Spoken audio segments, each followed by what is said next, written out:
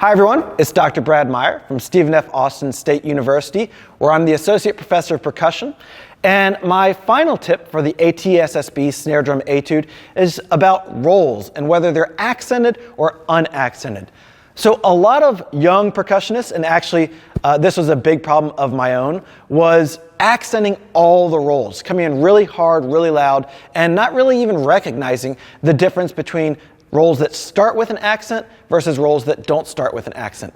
So something that I like to show people is the difference between a forte tap and a forte roll height.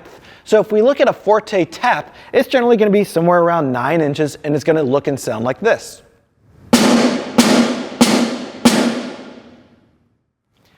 If I look at the height of a forte roll, now notice how high my sticks get.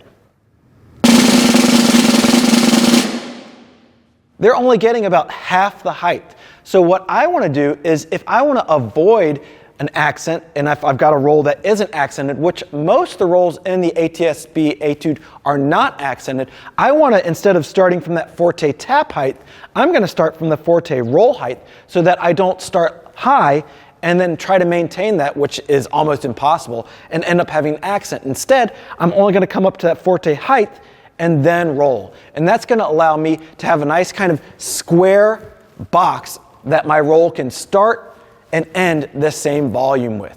So hopefully that helps you avoid accenting unaccented rolls. But also, if we do have an accented roll, go ahead and give yourself a nice big height and then jump into that roll. There's not many. I think there's only maybe one in this year's etude, but just make sure that you're really cognizant and aware of when you're accenting the beginning of your roll versus when you're not accenting the beginning of your rolls. I hope that helps, and best of luck on your audition.